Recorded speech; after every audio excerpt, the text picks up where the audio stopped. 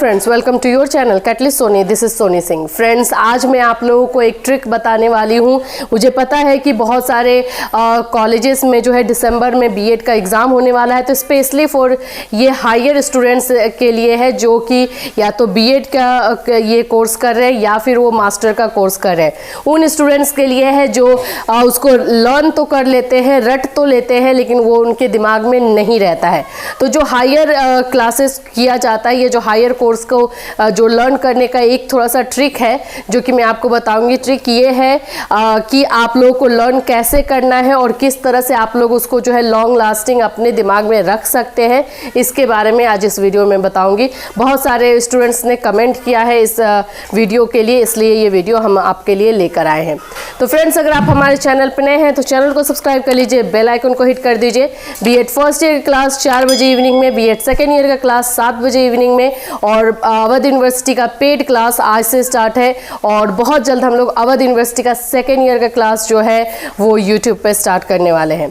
तो फ्रेंड्स, मैं बता दूं आपको आपका ट्रिक क्या है।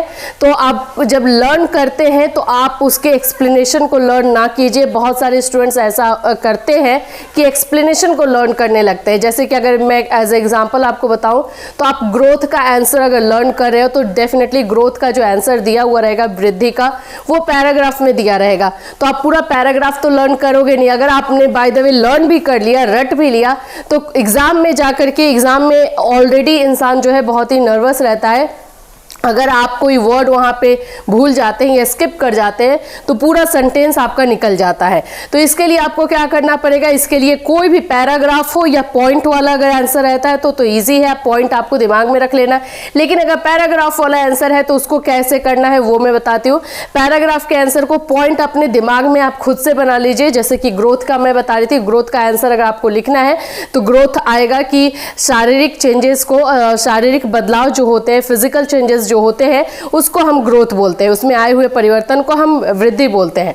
अब इसको आपको लर्न कैसे करना है, तो ग्रोथ का लर्न करने के लिए 3 पॉइंट अपने दिमाग में रखिए। फिजिकल चेंजेस, जिसको शारीरिक परिवर्तन बोलेंगे, उसको ग्रोथ बोलते हैं। ग्रोथ जो है कंटिन्यूअस प्रोसेस नहीं है, एक टाइम के बाद ये जाके रुक जाता है, ये दूसरा, तो ये कंटिन्यूअस प्रोसेस नहीं है। 2 पॉइंट हुआ। एंड तीसरा पॉइंट आप ये बता सकते हैं कि ये इंडिविजुअली जो है वो डिफर करता है, सबका जो है अलग अलग होता है। तो ये 3 पॉइंट अपने दिमाग में रखिए और ये 3 पॉइंट को अगर आप 2-2 लाइन भी एक्सप्लेन करते हैं तो आपका ग्रोथ का जो एक्सप्लेनेशन है या ग्रोथ का जो आंसर है वो सफिशिएंट हो जाएगा। जैसे कि अगर हम बताते हैं कि हम फिजिकल चेंजेस के बारे में बोल रहे हैं तो ग्रोथ जो हम इस तरह से लिख सकते हैं, growth is a physical changes.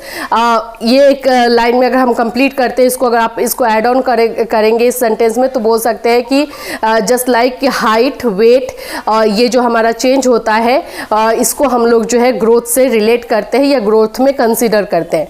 Second point जो हम लोगों ने रखा था उसको हम एक्सप्लेन कर देंगे कि ये कंटिन्यूअस प्रोसेस नहीं है।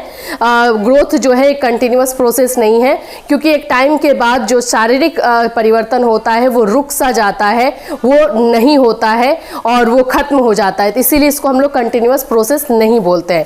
थर्ड हमने लिया है कि इंडिविजुअली ये डिफर करता है, तो इसको आप बता सकते हैं कि ग्रोथ को, वृद्धि को जो है इफेक्ट करने वाले या प्रभावित करने वाले बहुत सारे कारक होते हैं। जैसे जिसमें कि हेरिडिटी आ जाएगा, आपका वातावरण आ जाएगा, बच्चों के कलर में जो उनका रंग होता है वो चेंज होता है, उनका हाइट चेंज होता है, अलग होता है, उनका वेट अलग होता है। तो ये सारी चीज़ें होती है, हेरिडिटी, एनवायरनमेंट और ऐसे बहुत सारे कारकों के कारण जो है अलग होती है। इसीलिए बच्चों में या इंसान में व्यक्तिगत विभिन्नता पाई जाती है ग्रोथ के द्वारा। तो ये सारी ग्रोथ के कंसीडर करने में, तो ये इतना अगर आपने ये 3 ही पॉइंट याद किया, आपको पूरा पैराग्राफ याद करने की जरूरत नहीं है। 3 पॉइंट आपने याद किया तो आप 1 पेज का आंसर लिख सकते हो।